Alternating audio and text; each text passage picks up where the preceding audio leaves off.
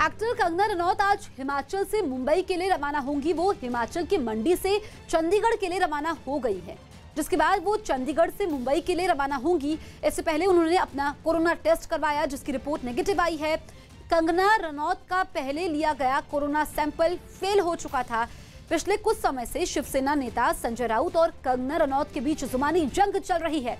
कंगना ने मुंबई की तुलना पीओके से कर दी थी, जिसके बाद से शिवसेना उनका मुंबई आने का विरोध कर रही है, जबकि केंद्र ने उन्हें Y+ श्रेणी की सुरक्षा मुहैया करवाई है।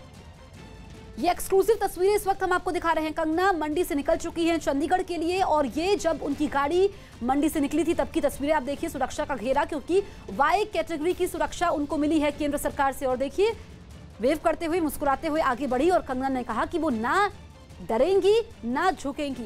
चंडीगढ़ से वो मुंबई के लिए रवाना होंगी। इस वक्त की बड़ी खबर यह है कि कंगना मंडी से चंडीगढ़ के लिए रवाना हो चुकी है। इससे पहले उनका कोरोना टेस्ट हुआ और रिपोर्ट उनकी नेगेटिव आई है। दो तस्वीरें आप देखिए। पहली तस्वीर वो है अब से कुछ देर पहले की, जब कंगना मंडी से चंडीगढ़ के लिए रवाना हुई और अब आज ही वो मुंबई पहुंचेंगी। मुंबई रवाना होने से पहले कंगना ने ट्वीट किया। ट्वीट में कंगना ने लिखा, रानी लक्ष्मीबाई के साहस, शौर्य और बलिदान को मैंने फिल्म के जरिए जिया है। दुख की बात यह है कि मुझे मेरे ही महाराष्ट्र में आने से रोका जा रहा है। मैं रानी लक्ष्मीबाई के पद चिन्हों पर चलूंगी, ना डरूंगी ना झुकूंगी। गलत के खिलाफ मुखर होकर आवाज उठाती रहूंगी। जय महाराष्ट्र, जय शिवाजी। अनुराग ढांडा हमारे सहयोगी फोन लाइन पर मौजूद है। अनुराग, कितनी देर में मंडी से चंडीगढ़ पहुंच जाएंगी कंगना? उसके बाद कैसे मुंबई जाएंगी? देखिए, कंगना अभी रास्ते में है। चंडीगढ़ के मंडी से चंडीगढ़ का सफर आप समझिए कि लगभग 4 घंटे का है। 11 बजे के आसपास चंडीगढ़ पहुंचेंगी कंगना रनौत। हमारी टीम उनके साथ है लगातार। सबसे कंट्रोवर्शियल ये शायद उनकी मुंबई की यात्रा होने वाली है। मंडी से लेकर के अपना जो उनका जन्म स्थान है वहां से मुंबई तक का सफर उन्होंने तय किया। बहुत कामयाबी भी पाई मुंबई में, लेकिन इस बार जब वो जा रही हैं तो पूरा सिनेरियो अलग है। शिवसेना ने और उनके तमाम समर्थकों ने पूरी तरह से वहां पर धमकी दी है कि उनको वहां नहीं आने दिया जाएगा या उनका वहां पर वेलकम नहीं है। उसके बावजूद कंगना ने कहा है कि वो डटी हुई है अपनी बात पर। और चंडीगढ़ 11 बजे पहुंचने के बाद 12 बजे की फ्लाइट है, जो यहाँ से एकमात्र फ्लाइट जो है चंडीगढ़ से मुंबई के लिए, वो 12 बजे रवाना होती है। उसमें कंगना रनौत यहाँ से जाएंगी। वो कोई शक शुबा नहीं छोड़ना चाहती थी, इसलिए उन्होंने पहले अपना कोरोना सैंपल भी टेस्ट कराया मंडी में, जो कि नेगेटिव आया, जिसके बाद उन्होंने अपनी यात्रा शुरू की। क्योंकि ये कहा जा रहा है कि जैसे ही वो मुंबई पहुंचेंगी बीएमसी उनको क्वारंटाइन करेगी वहां पर, क्योंकि वो बाहर से आ रही हैं, यात्रा करके आ रही है। इसलिए कोरोना टेस्ट कराकर अपनी तरफ से सेफगार्ड करना चाहती थी कंगना रनौत। और निश्चित तौर पर हमारी पल पल पर नजर है कि किस तरीके से कंगना की यात्रा रहती है। मैं आपको पहले ही बता दूं कि चंडीगढ़ में भी बड़ी तादाद में मीडिया उनका इंतजार कर रहा है, क्योंकि ये पूरी यात्रा उनकी बहुत कंट्रोवर्शियल होने वाली है और नई सुर्खियां, नए तरीके से कंट्रोवर्सी क्रिएट हो सकती है जब वो महाराष्ट्र में मुंबई में इस बार जाएंगी। तो कंगना अपनी पूरी सिक्योरिटी के साथ, जो उनको Y श्रेणी की सिक्योरिटी मिली है, उसको लेकर के मंडी से बिल्कुल अनुराग, आप नजर बनाए रखिए और अपने दर्शकों को बता दें कि हमारे सहयोगी अनुराग कंगना की गाड़ी को भी फॉलो कर रहे हैं और वो मंडी से निकल चुकी हैं। लगभग 11 बजे चंडीगढ़ पहुंचेंगी और 12 बजे की उनकी फ्लाइट है चंडीगढ़ से मुंबई की। अनुराग, लौटेंगे आपके पास अपडेट्स के साथ। फिल्म इंडस्ट्री के ड्रग्स कनेक्शन पर कई दावे करने वाली अभिनेत्री कंगना रनौत के खिलाफ भी अब मुंबई पुलिस जांच करेगी। ये जांच शेखर सुमन के बेटे अध्ययन सुमन की तरफ से लगाए गए आरोपों पर की जाएगी। अध्ययन सुमन ने अपने एक इंटरव्यू में कंगना रनौत पर ड्रग्स लेने और उन्हें जबरन ड्रग्स देने की कोशिश करने का आरोप लगाया था, जिस पर महाराष्ट्र के गृह मंत्री ने मुंबई पुलिस को जांच के आदेश दे दिए। हालांकि कंगना रनौत ने इस पर पलटवार करने में देर नहीं लगाई और एक ट्वीट करते हुए अपना ड्रग टेस्ट कराने के लिए ब्लड सैंपल देने की खुली चुनौती दे दी। ड्रग्स मामले में इस वक्त की सबसे बड़ी खबर, रिया चक्रवर्ती को आज सुबह 10 बजे भाईखला जेल भेजा जाएगा। रिया को कोर्ट ने 14 दिन की न्यायिक हिरासत में भेजा था, जिसके बाद कोर्ट ने उनकी जमानत अर्जी भी खारिज कर दी, जिसकी वजह से उन्हें पूरी रात एनसीबी के दफ्तर में बनी एक कमरे की अस्थायी जेल में रखा गया। जेल रूल बुक के मुताबिक शाम को जेल कैदियों की गिनती के बाद नया कैदी नहीं लाया जाता है, इसलिए रिया को एनसीबी लॉकअप में रात गुजारनी पड़ी। रिया को ड्रग्स मामले में गिरफ्तार किया गया था, जिसके बाद वीडियो कॉन्फ्रेंसिंग के जरिए उन्हें कोर्ट में पेश किया गया, जहां कोर्ट ने उनकी जमानत अर्जी खारिज करते हुए 22 सितंबर तक जेल भेज दिया और सुबह 10 बजे भाईखला जेल ले जाया जाएगा रिया चक्रवर्ती को। हमारे सहयोगी दिवाकर लाइव मौजूद हैं, सीधे उनके पास चलते हैं। दिवाकर, सबसे पहले ये बताइए कि एनसीबी के अस्थायी जेल में कैसी गुजरी रिया चक्रवर्ती की पहली रात, इस बारे में कोई जानकारी मिल पाई है?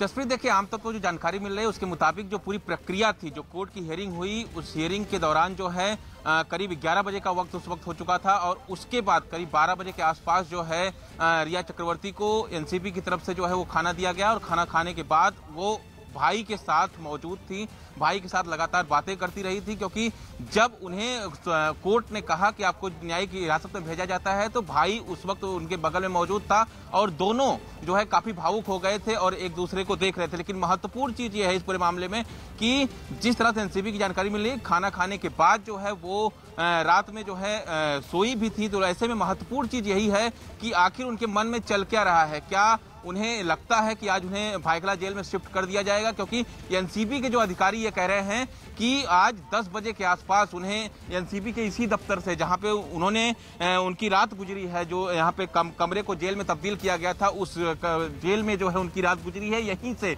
एनसीबी के अधिकारियों के द्वारा जो है वो यहां से भायखला जेल शिफ्ट किया जाएगा। लेकिन जो एनसीबी के सोर्सेज है वो ये बता रहे हैं कि जिस तरह से जो रिया के वकील हैं सतीश माने शिंदे ने मुंबई के सेशन कोर्ट में बेल एप्लीकेशन की अर्जी दायर की हुई है और उस पर 10 बजे के आसपास सुनवाई भी है। तो हो सकता है कि एनसीबी जो है उस सुनवाई पर, उस फैसले के बाद जो है रिया चक्रवर्ती को शिफ्ट कर सकती है, क्योंकि अगर कोर्ट रिया चक्रवर्ती को जमानत दे देता है तो रिया चक्रवर्ती यहीं से घर जा सकती है। लेकिन एनसीबी की जो अहम जानकारी देते हुए दिवाकर की एक तरफ तो सेशंस कोर्ट में आज सुनवाई भी होगी रिया की बेल एप्लीकेशन को लेकर और दूसरी तरफ 10 बजे भायखला जेल जाना है। तो दिवाकर लौटेंगे आपके पास, आप नजर बनाए रखिए।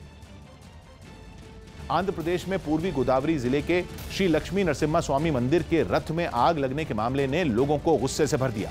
यही नहीं, 2 दिन पहले हुई इस घटना के बाद जब आंध्र सरकार में मंत्री वीएस राव मंदिर पहुंचे तो इस पर हंगामा काफी बढ़ गया और प्रदर्शन कर रहे विश्व हिंदू परिषद और बजरंग दल के कार्यकर्ता सीधे पुलिस से भिड़ गए।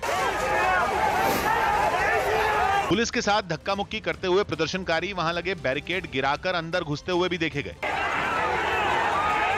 भीड़ के गुस्से ने पुलिस को भी बेबस कर दिया। धक्का मुक्की और खींचतान के बाद वो पीछे हट गई। इसके बाद कई प्रदर्शनकारी मंदिर में दाखिल होने की कोशिश करते नजर आए। आंध्र सरकार में मंत्री वीएस राव ने पुलिस अधिकारियों और दूसरे लोगों से घटना के बारे में जानकारी भी ली, लेकिन प्रदर्शनकारियों का गुस्सा शांत नहीं हुआ। 2 दिन पहले देर रात पूर्वी गोदावरी जिले के श्री लक्ष्मी नरसिम्हा स्वामी मंदिर के रथ में अचानक आग लग गई थी। इस घटना में केवल रथ को नुकसान पहुंचा, जिसके बाद से लोगों में गुस्सा बना हुआ है। टीडीपी ने तो इस घटना की न्यायिक जांच की मांग की है। रिया से जुड़ी इस वक्त की बहुत बड़ी खबर है कि जमानत अर्जी खारिज होने के बाद रिया चक्रवर्ती बहुत रोई थी। कोर्ट में वीडियो कॉन्फ्रेंसिंग से रिया की पेशी हुई और जैसे ही उसकी जमानत अर्जी खारिज हुई वो रोने लगी। वो रोते हुए बोली कि बॉलीवुड के 80% लोग ड्रग्स लेते हैं तो सिर्फ उसके साथ ही गलत क्यों हो रहा है। बताया गया कि पेशी के समय बचाव पक्ष के 2 वकील मौजूद थे। कोर्ट में रिया से पूछा गया कि पूछताछ में कोई दबाव तो नहीं बना रहा था, जिस पर रिया ने नहीं का जवाब दिया, जिसके बाद कोर्ट ने उसकी जमानत अर्जी खारिज कर दी और 14 दिन की न्यायिक हिरासत में भेजा गया। जिसके बाद रिया खूब रोई। रिया को रोता देखकर उसका भाई शोविक भी खूब रोया। तुर्की और ग्रीस के खुलकर सामने आने के बाद भूमध्य सागर में जंग का खतरा लगातार बढ़ता ही जा रहा है। तनाव के इसी माहौल के बीच ग्रीस ने समंदर में अपना जंगी बेड़ा उतार दिया, जिसने तुर्की के बेहद करीब सैन्य अभ्यास शुरू कर दिया, जिसमें कई जंगी जहाजों ने हिस्सा लिया। इन जहाजों के अलावा ग्रीस के लड़ाकू विमान भी समंदर के ऊपर उड़ते नजर आए। इस अभ्यास में ग्रीस के साथ संयुक्त अरब अमीरात ने भी हिस्सा लिया। उसके लड़ाकू विमानों ने भी विवादित इलाके के आसपास उड़ान भरी। लेकिन ग्रीस और संयुक्त अरब अमीरात के इस अभ्यास से माहौल और गर्मा गया। तुर्की के राष्ट्रपति रेजब तैयब एर्दोगान ने ग्रीस को अंजाम भुगतने की चेतावनी दे डाली। En azından son 4 yıldaki diplomasi çalışmalarımızı Greece इससे पहले भी इस इलाके में फ्रांस और इटली जैसे देशों के साथ सैन्य अभ्यास कर चुका है, जबकि तुर्की वहां भले ही अकेला पड़ता दिख रहा हो, लेकिन उसके तेवर बिल्कुल भी नर्म नहीं है। ऐसे में वहां बड़े टकराव की आशंका अब भी बनी हुई है। उन्नाव रेप केस में 3 बड़े अधिकारियों पर कार्रवाई हो सकती है।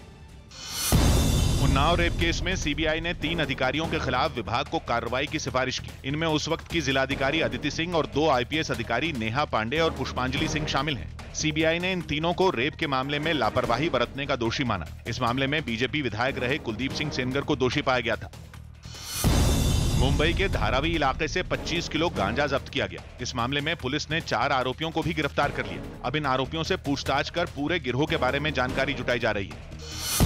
एथलीट हिमा दास समेत कई खिलाड़ियों ने एनआईएस पटियाला में खराब खाना देने की शिकायत की। इतना ही नहीं, इन खिलाड़ियों ने रसोई में सफाई का भी मुद्दा उठाया, जिसके बाद स्पोर्ट्स अथॉरिटी ऑफ इंडिया ने एक कमेटी का गठन कर दिया।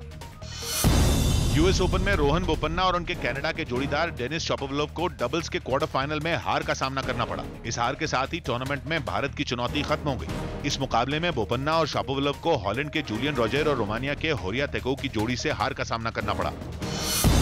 यूपी के अलीगढ़ में पुलिस और बदमाशों के बीच मुठभेड़ हुई। इस दौरान पुलिस ने 2 बदमाशों को गिरफ्तार कर लिया, जबकि तीसरा बदमाश भागने में कामयाब रहा। गिरफ्तार दोनों बदमाश मुठभेड़ में गोली लगने से घायल हो गए थे। पुलिस ने इनके पास से कुछ हथियार भी बरामद करने का दावा किया। बिहार की राजधानी पटना में नर्सों के पदों पर नियुक्ति की मांग के लिए महिलाओं ने जमकर हंगामा किया। वो हंगामा करते हुए पटना में मुख्यमंत्री नीतीश कुमार के घर के बाहर पहुंच गई, जिसके बाद पुलिस के भी हाथ पांव फूल गए। हंगामे के दौरान वहां महिला पुलिसकर्मी नहीं थीं, जिसकी वजह से प्रदर्शनकारियों को रोकना और भी मुश्किल हो गया। प्रदर्शन कर रही महिलाओं को मुख्यमंत्री के घर की तरफ बढ़ते हुए देख पुलिस ने भी सख्ती दिखाई और उन्हें हिरासत में लेने की चेतावनी दी। जब चेतावनी से भी बात नहीं बनी तो पुलिस वाले उनका रास्ता रोककर खड़े हो गए। इस पर गुस्साई महिलाओं ने आत्मदाह की भी धमकी दी। मेरे पास कुछ नहीं, हमने हत्या जनता है, हम आत्मदाह कर लेंगे। ये प्रदर्शन बिहार में 2016 में नर्सों के पदों पर निकाली गई भर्ती के मुद्दे पर हुआ। दावा है कि सरकार ने 6300 पदों पर भर्ती निकाली थी, लेकिन नियुक्ति केवल 2000 को ही मिली। जिन महिलाओं को नियुक्ति नहीं मिली वो इस पर सरकार के खिलाफ लगातार हंगामा कर रही हैं। एक्टर कंगना रनौत आज हिमाचल से मुंबई के लिए रवाना हो चुकी है। वो मंडी से चंडीगढ़ के लिए निकल चुकी हैं और इस वक्त रास्ते में है। लगभग 11 बजे वो चंडीगढ़ पहुंचेंगी। इसके बाद वो चंडीगढ़ से मुंबई के लिए फ्लाइट लेंगी। इससे पहले उन्होंने अपना कोरोना टेस्ट करवाया, जिसकी रिपोर्ट नेगेटिव आई है। कंगना रनौत का पहले लिया गया कोरोना सैंपल फेल हो गया था। पिछले कुछ समय से शिवसेना नेता संजय राउत और कंगना रनौत के बीच जुबानी जंग चल रही है। ये एक्सक्लूसिव तस्वीरें इस वक्त हम आपको दिखा रहे हैं। कंगना रनौत मंदिर में रुकी हैं, उनके साथ उनकी बहन भी है।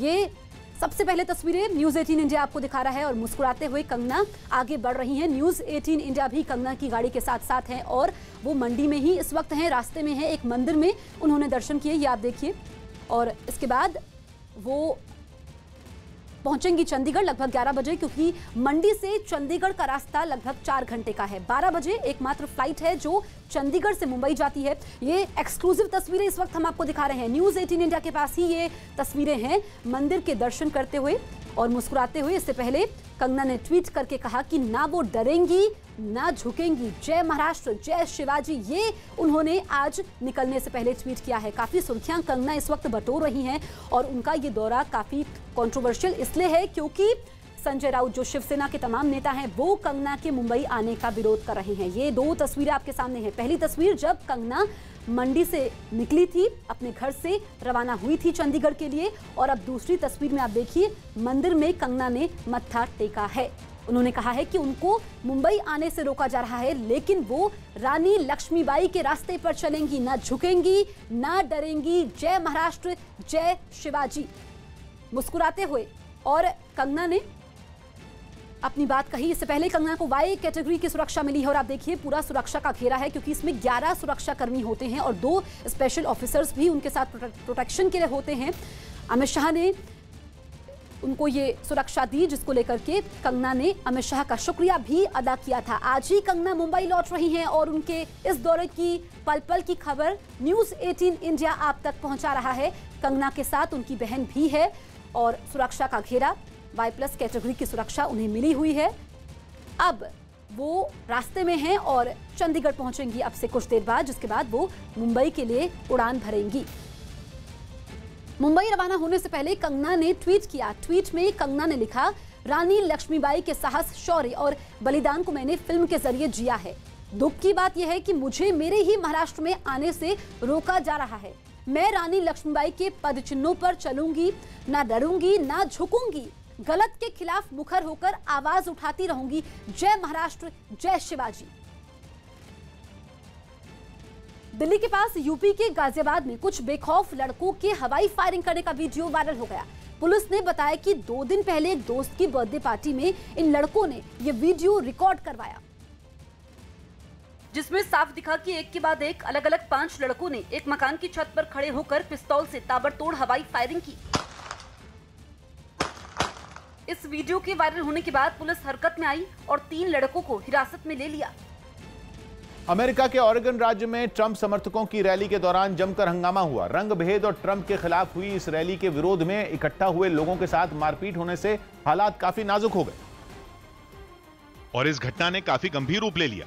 यह हंगामा उस वक्त हुआ जब ऑरेगन की राजधानी सेलम में एक रैली के लिए ट्रंप समर्थक इकट्ठा हुए।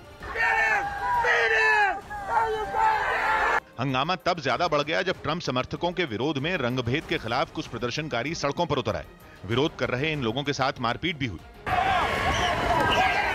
सामने आए एक वीडियो में एक ट्रंप समर्थक रैली का विरोध कर रहे एक प्रदर्शनकारी के सिर पर हमला करते हुए भी देखा गया।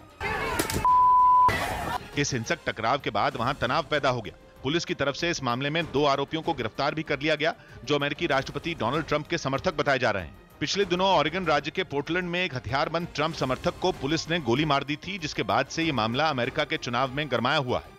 इस घटना की वजह से ही ट्रंप समर्थकों ने रैली में पोर्टलैंड से दूरी बनाकर रखी। वो मोटरसाइकिलों और गाड़ियों पर 80 किलोमीटर की रैली निकालते हुए ट्रंप के समर्थन में सेलम में एक जगह इकट्ठा हुए। हिमाचल प्रदेश के शिमला में राज्य सरकार की नीतियों के विरोध में कांग्रेस के कई कार्यकर्ताओं ने जोरदार प्रदर्शन किया। इन लोगों ने विधानसभा की तरफ जाने के लिए रैली भी निकाली, लेकिन विधानसभा के बाहर पुलिस तैनात दिखी। इतनी बड़ी संख्या में कांग्रेस कार्यकर्ताओं को देखकर पुलिस ने उन्हें वहां भेजने की कोशिश की। ऐसे में उनके बीच हल्की धक्का मुक्की भी हुई, लेकिन ये लोग प्रदर्शन करते रहे। हाथों में कांग्रेस का झंडा और तख्तियां लेकर जुटे ये प्रदर्शनकारी लगातार नारेबाजी करते रहे। इन कार्यकर्ताओं में महिलाएं भी शामिल दिखाई थी, जिन्होंने इस प्रदर्शन में बढ़ चढ़कर हिस्सा भी लिया। दिल्ली में कोरोना मरीजों के साथ डेंगू और मलेरिया के मरीजों की बढ़ती तादाद से हालात बिगड़ सकते हैं। डॉक्टरों के मुताबिक दिल्ली में कुछ ऐसे मामले सामने आ चुके हैं जिनमें किसी मरीज के अंदर कोरोना के साथ डेंगू के लक्षण भी पाए गए और बताया गया कि ऐसे ही एक मरीज की जान बहुत मुश्किल से बचाई गई। पिछले कुछ दिनों से दिल्ली में कोरोना के मरीजों की तादाद फिर से बढ़ने लगी है और इन सबके बीच अब तक दिल्ली में डेंगू के 96 जबकि मलेरिया के 97 मरीज सामने आ चुके हैं। डॉक्टरों का कहना है कि अगर किसी को कोरोना और डेंगू एक साथ हो जाए तो ये उसके लिए जानलेवा साबित हो सकता है। इसलिए डॉक्टरों ने कोरोना से बचाव के साथ ही डेंगू से बचाव को भी बहुत जरूरी बताया। अगर एक मरीज में ये दोनों चीजें हों तो आप समझ सकते हैं कि अगर उसको ब्लीडिंग भी हो रही है, उसके रैशेस भी हो रहे हैं, साथ में निमोनिया हो रहा है, तो अगर यंग भी पेशेंट होगा तो उसकी जो रिस्क फैक्टर है 2 गुना बढ़ जाएगा। कोरोना संकट के बीच हरियाणा के सोनीपत में एक सरकारी स्कूल में 10वीं क्लास के कुछ छात्रों को बुलाकर पढ़ाया गया। वहां 11 सितंबर से दोबारा क्लास शुरू हो जाएगी। इससे पहले ये डेमो किया गया, जिसके तहत सोशल डिस्टेंसिंग के नियमों को ध्यान में रखते हुए छात्र स्कूल में घुसे। इससे पहले उनके शरीर का तापमान मापा गया, जिसके बाद सभी छात्र एक लाइन में एक दूसरे से दूरी बनाते हुए आगे बढ़ते चले गए। उन्होंने क्लास में बैठकर पढ़ने के समय भी इस नियम का पालन किया। कक्षा के अंदर केवल 15 बच्चे बैठेंगे और 15 बच्चे जो है सोशल डिस्टेंस के साथ हैं। करीब 5.5 महीने बाद स्कूल पहुंचे छात्रों ने सरकार का शुक्रिया अदा किया और अपनी खुशी जाहिर की। सरकार के बहुत ही आभारी है जो उन्होंने इस सर्वे में हमारा स्कूल चुना। क्लास में पढ़ने के समय सभी छात्र और टीचर मुंह को मास्क से ढके दिखाई दिए। स्कूल में हाथों को सैनिटाइज करने की व्यवस्था भी की गई।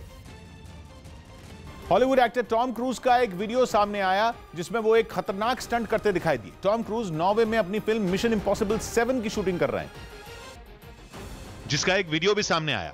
वीडियो में टॉम क्रूज एक ऊंची पहाड़ी से छलांग लगाते दिखाई दिए। इससे पहले वो पहाड़ के किनारे बने एक रैंप पर अपनी मोटरसाइकिल दौड़ाते नजर आए। रैंप पर मोटरसाइकिल दौड़ाते हुए उन्होंने उसके साथ ही हवा में छलांग लगा दी। छलांग लगाने के बाद वो नीचे गिरने लगे। थोड़ी देर बाद उनका पैराशूट खुल गया और वो उसकी मदद से धीरे धीरे नीचे उतरने लगे। इस दौरान उनके आगे एक कैमरा घूमता दिखाई दिया, जबकि उनके ठीक ऊपर उड़ रहे एक हेलीकॉप्टर से भी इस सीन को फिल्माया गया। टॉम क्रूज की ये फिल्म अगले साल रिलीज होनी है, जिसके इस स्टंट सीन को पश्चिमी नॉर्वे के हेलेसिट में शूट किया गया। बिहार के कटिहार में महिला से बदसलूकी करने के आरोप में एक बुजुर्ग आदमी को गांव के लोगों ने जमकर पीटा। आरोप है कि वहां पहुंचे इस आदमी ने झाड़ फूंक करने के नाम पर महिलाओं से छेड़खानी की, जिसके बाद उन्होंने इस बुजुर्ग को घेर लिया और एक महिला ने उसे डंडे से जमकर पीटा। काफी देर तक पिटाई के बाद वहां मौजूद लोगों ने महिला को रोक दिया। पिटाई की वजह से आदमी जमीन पर लेट गया, जबकि वहां मौजूद लोग उसे घेरकर खड़े रहे। इससे पहले यह आदमी एक पेड़ से भी बंधा हुआ नजर आया और कई महिलाएं उसे घेरे हुए खड़ी दिखाई दी। हालांकि इस बीच वो महिलाओं को समझाने की कोशिश भी करता रहा, लेकिन खफा लोगों ने उसे जमकर पीट दिया। गुजरात के बनासकांठा में गौशाला चलाने वालों ने सरकार से मदद की मांग करते हुए सैकड़ों गायों के साथ प्रदर्शन किया। कोरोना संकट में कम दान मिलने से गायों के लिए चारा जुटाना मुश्किल हो गया, जिसके बाद ये सभी लोग सैकड़ों गायों को लेकर सड़क पर उतर गए और सरकार से मदद की मांग की। बीच सड़क पर इतनी गायों के आ जाने से जैम लग गया, जिसकी वजह से वहां से गुजरने वाले लोगों को भी काफी मुश्किल हुई। इससे पहले गौशाला चलाने वालों की चेतावनी के बाद प्रशासन ने वहां पुलिस तैनात कर दी और एक गौशाला के बाहर तैनात कुछ पुलिस वाले गायों को बाहर आने से रोकने की कोशिश करते हुए भी नजर आए। लेकिन पुलिस के तैनात होने से लोग और नाराज हो गए और सैकड़ों गायों के साथ सड़क पर उतरकर उन्होंने प्रदर्शन किया। गुजरात के वडोदरा में उस वक्त हड़कंप मच गया जब शहर के एक अस्पताल में आग लग गई। इसके बाद तो वहां भगदड़ मच गई। आनन फानन में अस्पताल में इलाज करवा रहे मरीजों को बाहर निकालने का काम शुरू किया गया। किसी को स्ट्रेचर की मदद से बाहर निकाला गया तो कुछ मरीजों को लोग उनके बिस्तर के साथ ही अस्पताल से बाहर ले आए। इस अफरा तफरी के समय वहां कई मरीजों की हालत बिगड़ गई, जिनका अस्पताल के बाहर ही इलाज किया गया। वहां से आई एक तस्वीर में अस्पताल के बाहर कई मरीज अलग अलग बिस्तरों पर लेटे दिखाई दिए। बाद में गंभीर मरीजों को एम्बुलेंस की मदद से दूसरे अस्पताल में शिफ्ट किया गया। आग लगने की सूचना पर वहां फायर ब्रिगेड की कई गाड़ियां पहुंची। हालांकि आग कैसे लगी इसका पता अभी तक नहीं चल पाया है। उत्तर प्रदेश के हमीरपुर से एक चौंकाने वाला वीडियो सामने आया, जिसमें एक सरकारी अस्पताल में कोबरा सांप देखकर वहां इलाज करा रहे मरीज और उनके घर वाले बुरी तरह घबरा गए। डर के मारे कई लोग तो वहां से भाग खड़े हुए।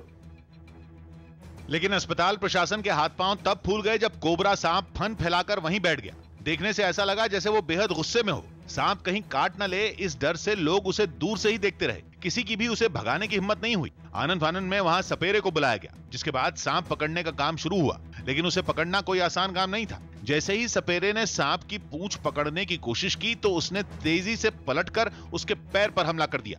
हालांकि इस बार से वो बच गया, जबकि सांप वहां से भागने लगा, लेकिन सपेरे ने उसे भागने का मौका नहीं दिया। इस दौरान सांप ने कई बार उसे डसने की कोशिश की। हालांकि काफी मशक्कत के बाद उसे पकड़ लिया गया, जिसके बाद अस्पताल प्रशासन और वहां इलाज करा रहे लोगों ने राहत की सांस ली।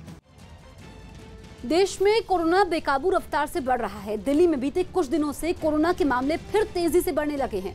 पिछले 24 घंटे में दिल्ली में कोरोना के 36,009 नए मामले सामने आए। इतने मामले करीब 2.5 महीने बाद दर्ज हुए हैं।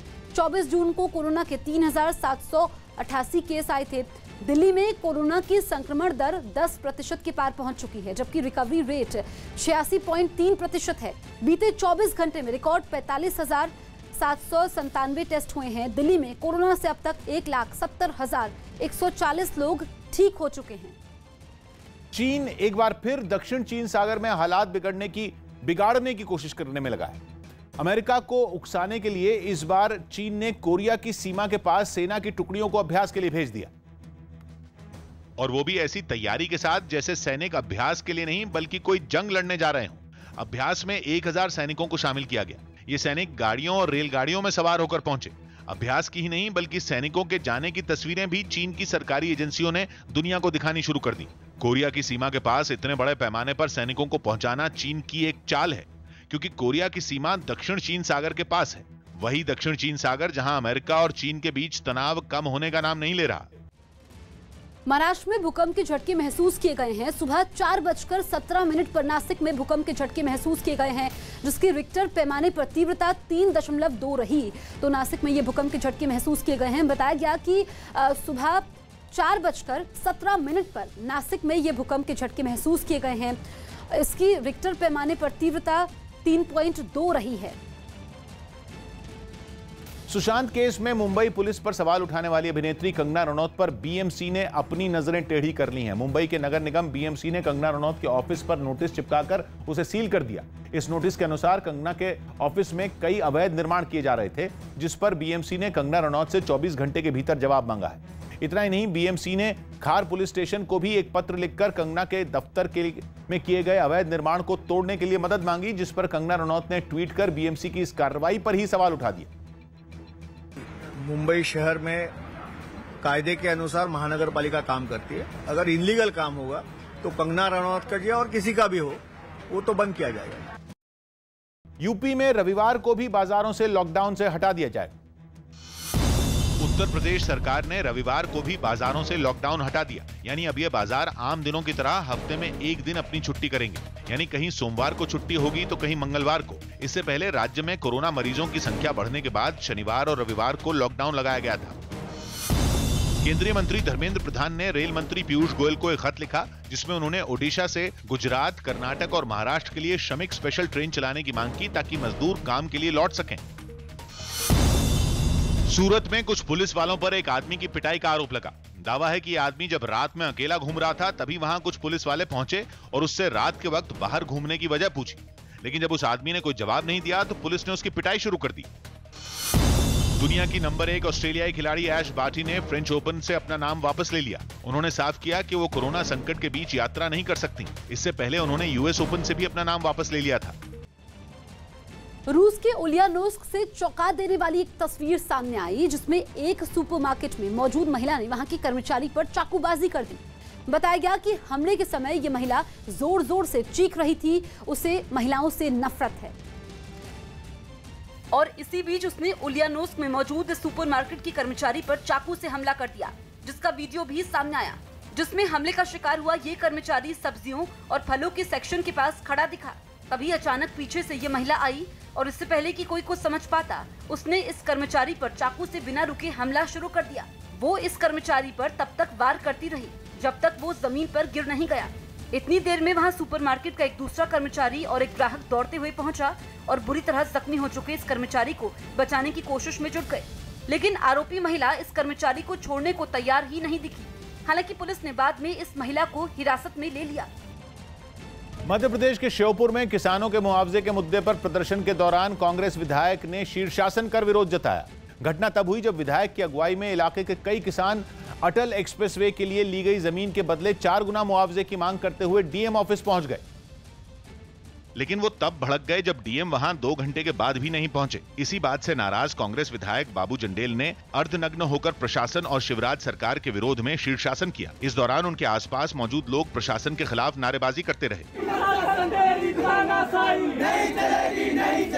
इससे पहले मुआवजे की मांग पर किसान डीएम ऑफिस के बाहर धरने पर बैठे दिखाई दिए। थोड़ी देर बाद उन्होंने वहां हंगामा शुरू कर दिया। वहां मौजूद दूसरे अधिकारियों ने उन्हें मनाने की कोशिश भी की, लेकिन तमाम कोशिश के बाद भी वो नहीं माने।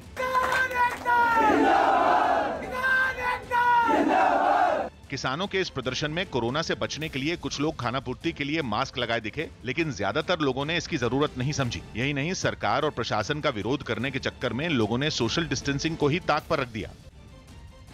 यूपी के मुरादाबाद में ड्रग्स विभाग ने नकली दवाइयों की फैक्ट्री का भंडाफोड़ किया है। बताया गया कि इस फैक्ट्री में बड़े पैमाने पर नकली दवाइयां बनाई जाती थी। ड्रग विभाग को जानकारी मिली थी कि एक मकान में नकली दवाइयों की फैक्ट्री चल रही है और ये नकली दवाइयां बड़ी कंपनियों के रैपर में पैक करके बाजार में सप्लाई होती है, जिसके बाद ड्रग विभाग ने फैक्ट्री पर छापा मारकर बड़ी संख्या में नकली दवाइयों को बरामद कर लिया। फैक्ट्री में नकली दवाइयां बनाने वाली मशीनें भी बरामद की गई हैं। बताया गया कि यह फैक्ट्री 2 साल पहले जेल जा चुका एक आदमी चला रहा था, जो छापे से पहले ही वहां से फरार हो गया।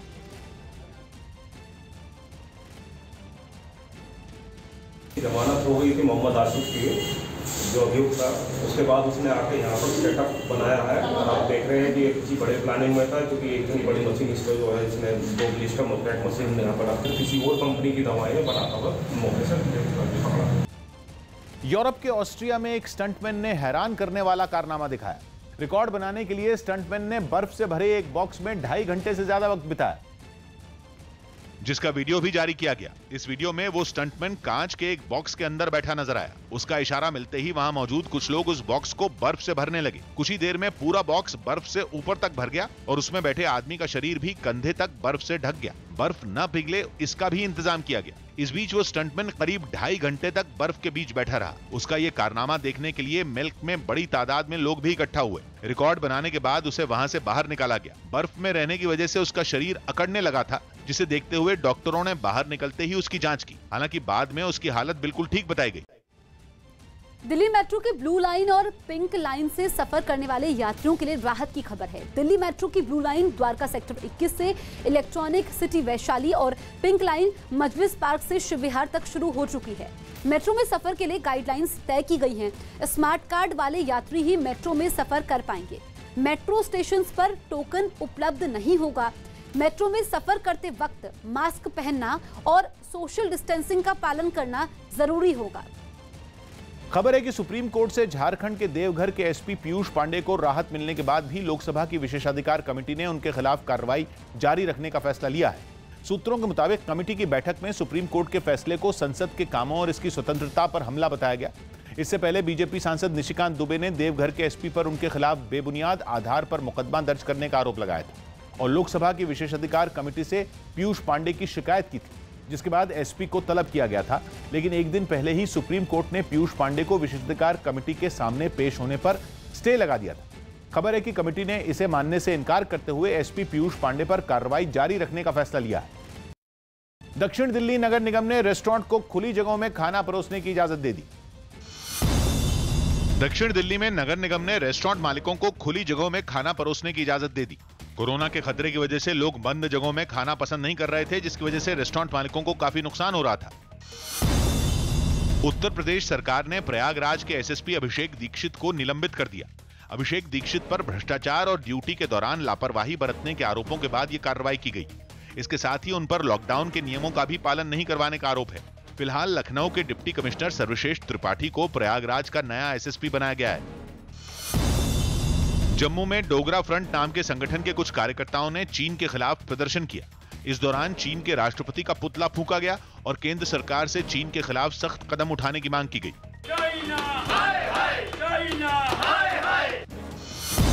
आईपीएल शुरू होने से पहले आरसीबी के दूसरे खिलाड़ियों का एक वीडियो सोशल मीडिया पर वायरल हो गया। इस वीडियो में सभी खिलाड़ी फुटबॉल खेलते दिखाई दिए। इस दौरान विराट कोहली और डिविलियर्स की टीमें बनाकर एक मैच भी खेला गया। जम्मू कश्मीर के बांदीपुरा से सुरक्षा बल ने आतंकी संगठन लश्कर-ए-तैयबा से जुड़े 3 लोगों को गिरफ्तार कर लिया। पकड़े गए इन लोगों पर आतंकियों को मदद पहुंचाने का आरोप है।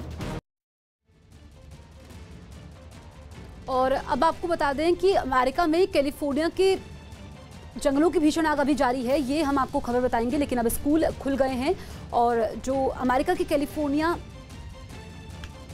की बात हम करेंगे, लेकिन तस्वीरें फिलहाल आप देखिए कि स्कूल खुल गए हैं और बच्चे पढ़ाई कर रहे हैं। अमेरिका में कैलिफोर्निया के जंगलों की भीषण आग अभी भी जारी है। इस आग में कई घर जलकर राख हो चुके हैं। हजारों लोगों को घर छोड़ना पड़ा है। इसके बावजूद आग पर अभी तक काबू नहीं पाया गया है। ये आग लगातार फैलती जा रही है। ये आग अब तक 1,40,000 एकड़ में फैल चुकी है। आग लगने के बाद जंगल के आसपास के इलाकों में तापमान भी बढ़ चुका है, जिसके बाद 300 लोगों को एयरलिफ्ट किया गया। तो ये अमेरिका की कैलिफोर्निया की तस्वीरें आप देखिए। जंगलों में आग लगी है और इसके बाद 300 लोगों को एयरलिफ्ट किया गया, उनकी जान बचाई गई। ये आग लगातार फैलती जा रही है। अब तक 1,40,000 एकड़ में ये आग फैल चुकी है।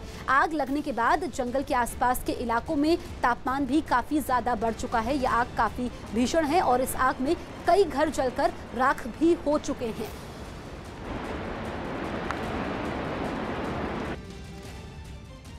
पाकिस्तान के कब्जे वाले कश्मीर के मुजफ्फराबाद में चीन और पाकिस्तान के खिलाफ कई दिनों से चल रहा प्रदर्शन तेज हो गया।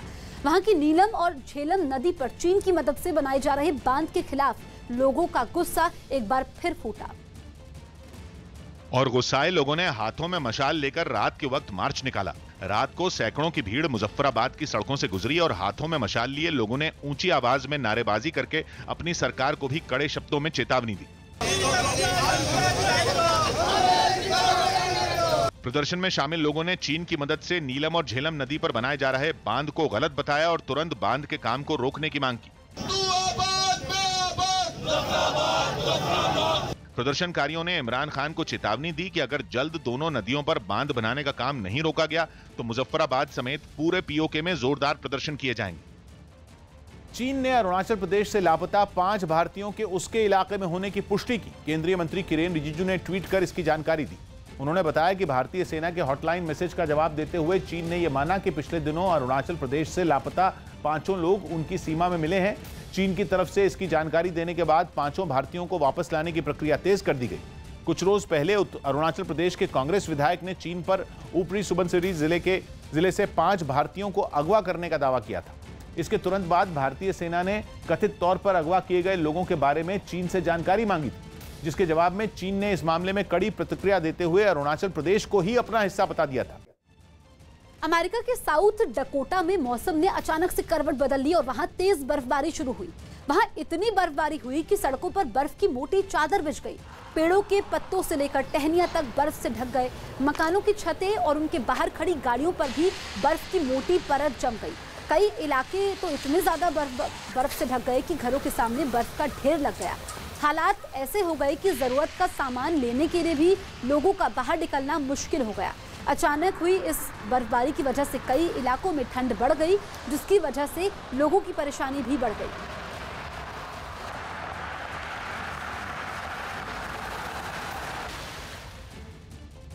उत्तर कोरिया एक बार फिर अंतरिक्ष में महाशक्ति बनने की कोशिश में है। सूत्रों के मुताबिक उत्तर कोरिया के शासक किम जोंग उन बहुत जल्द 2 रॉकेट की टेस्टिंग करना चाहते हैं, जिसके लिए सारी तैयारियां गुपचुप तरीके से पूरी की जा चुकी हैं। इससे पहले दिसंबर 2019 में 2 रॉकेट की टेस्टिंग की गई थी, लेकिन इसके बाद इस तरह की कोई खबर नहीं आई। मार्च में सैटेलाइट से ली गई कुछ तस्वीरों से पता चला कि टेस्टिंग की जगह पर कुछ निर्माण कार्य किया जा रहा है। अनुमान लगाया गया कि किसी नई टेस्टिंग की तैयारी बड़े पैमाने पर हो रही है। इसके बाद किम जोंग उन कई महीनों तक गायब रहे और जब वापस आए तो फिर से टेस्टिंग की तैयारियां जोर पकड़ने लगी। सूत्रों के मुताबिक किम जोंग उन बहुत जल्द 2 रॉकेट की टेस्टिंग कराने की कोशिश में है। अक्टूबर में एक लंबी दूरी की मिसाइल का टेस्ट किए जाने की खबरें भी आ चुकी हैं, जिसके बाद उत्तर कोरिया और अमेरिका के बीच तनाव बढ़ सकता है। दिल्ली के पास यूपी के गाजियाबाद में कुछ बेखौफ लड़कों के हवाई फायरिंग करने का वीडियो वायरल हुआ। पुलिस ने बताया कि 2 दिन पहले एक दोस्त की बर्थडे पार्टी में इन लड़कों ने ये वीडियो रिकॉर्ड करवाया, जिसमें साफ दिखा कि एक के बाद एक अलग अलग 5 लड़कों ने एक मकान की छत पर खड़े होकर पिस्तौल से ताबड़तोड़ हवाई फायरिंग की। इस वीडियो के वायरल होने के बाद पुलिस हरकत में आई और 3 लड़कों को हिरासत में ले लिया। बंगाल के दक्षिण 24 परगना में बीजेपी की एक कार्यकर्ता पर गोली चलाने की घटना पर सियासत गर्मा गई। इस घटना के बाद बीजेपी ने ममता सरकार के खिलाफ मोर्चा खोल दिया और सड़क पर उतर आए। एक दिन पहले वहां राधा रानी नस्कर नाम की एक बीजेपी कार्यकर्ता पर गोली चली थी, जिससे आग बबूला बीजेपी नेताओं ने अगले दिन दक्षिण 24 परगना में जोरदार प्रदर्शन किया। बीजेपी नेताओं ने इस घटना के लिए टीएमसी को जिम्मेदार ठहराते हुए सड़क पर बैठकर धरना दिया। इस प्रदर्शन में पार्टी के कई कार्यकर्ता भी शामिल हुए, जिन्होंने पहले एक मार्च निकाला और फिर धरना दिया। बात एक महिला कार्यकर्ता पर गोली चलने की थी, लिहाजा इस प्रदर्शन में कई महिलाएं भी शामिल हुई। धरने पर बैठी इन सभी लोगों ने ममता सरकार के खिलाफ जमकर नारेबाजी की। बीजेपी ने आरोप लगाया कि ममता राज में बंगाल में उसका कोई कार्यकर्ता सुरक्षित नहीं है। রাধারানী নস্কর এবং তার হাজবেন্ড অরুণ নস্কর বিজেপি করে। এই রাজ্যে বিজেপি করাটা হচ্ছে পাপ। তারা তখন বিজেপির উপর হামলা চালাচ্ছে। जिस समय बीजेपी ने यह प्रदर्शन किया वहां बड़ी तादाद में पुलिस वाले तैनात थे ताकि कानून व्यवस्था न बिगड़े। यूरोप के देश बेलारूस में विपक्ष की नेता मारिया कोलसिनकोवा को कुछ नकाबपोश लोगों ने अगवा कर लिया।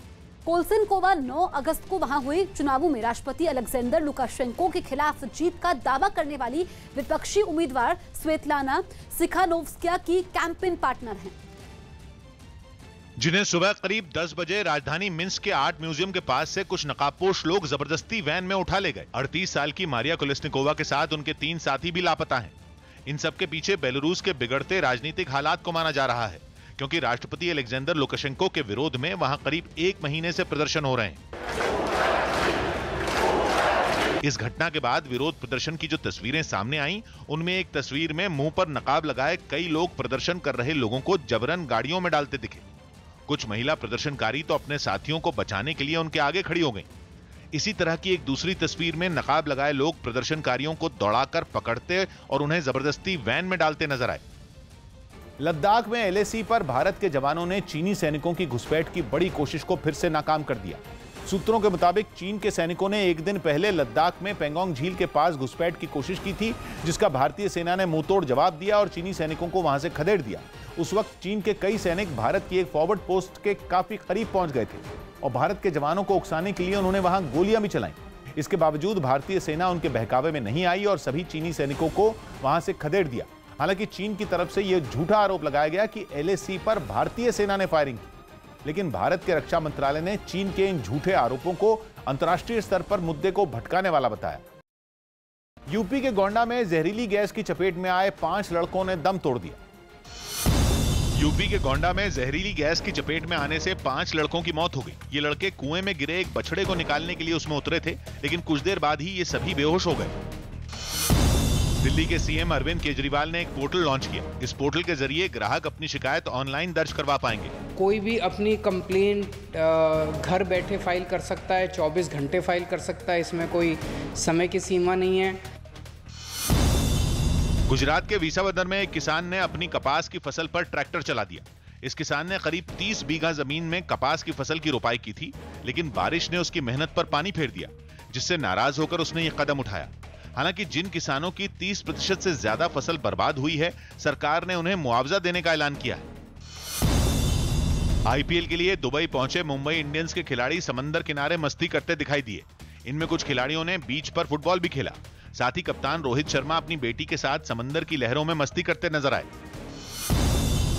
बंगाल में पुलिस दिवस मनाने पर ममता सरकार और राज्यपाल आमने सामने आ गए। मुख्यमंत्री ममता बनर्जी ने हर साल 1 सितंबर को पुलिस दिवस मनाने का ऐलान किया था, लेकिन इस बार पूर्व राष्ट्रपति प्रणब मुखर्जी के निधन की वजह से 1 हफ्ते बाद पुलिस दिवस मनाया गया। इस मौके पर मुख्यमंत्री ने बंगाल पुलिस की दिल खोलकर तारीफ की और उस पर सवाल उठाने वालों पर निशाना साधा। कौन असली है और कौन नकली है वो तो जनता को सब समझ रहा है, जनता ने। जबकि इस मुद्दे पर राज्य के राज्यपाल की राय ममता बनर्जी से अलग नजर आई। उन्होंने अपने एक ट्वीट में पुलिस के काम को कटघरे में खड़ा किया और लिखा कि पश्चिम बंगाल पुलिस स्टेट बन गई, जिसके बाद बीजेपी ने भी बंगाल पुलिस की आलोचना की। पुलिस के अधिकांश अफसर और सिपाही ऐसे लगता है कि अपना रीढ़ की हड्डी को निकलवा के किसी संग्रहालय में रखा है। हिमाचल प्रदेश के शिमला में राज्य सरकार की नीतियों के विरोध में कांग्रेस के कई कार्यकर्ताओं ने जोरदार प्रदर्शन किया। इन लोगों ने विधानसभा की तरफ जाने के लिए रैली भी निकाली, लेकिन विधानसभा के बाहर पुलिस तैनात दिखी। इतनी बड़ी संख्या में कांग्रेस कार्यकर्ताओं को देखकर पुलिस ने उन्हें वहां भेजने की कोशिश की। ऐसे में उनके बीच हल्की धक्का मुक्की भी हुई, लेकिन ये लोग प्रदर्शन करते रहे। हाथों में कांग्रेस का झंडा और तख्तियां लेकर जुटे ये प्रदर्शनकारी लगातार नारेबाजी करते रहे।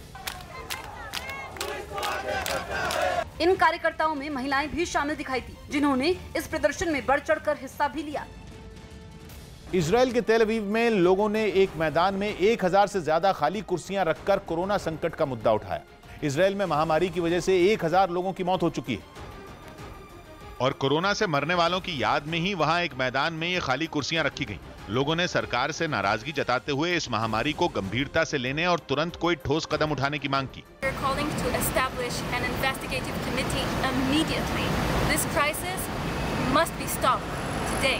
कोरोना से मरने वालों को श्रद्धांजलि देने के लिए हर एक खाली कुर्सी पर एक एक फूल भी रखा नजर आया।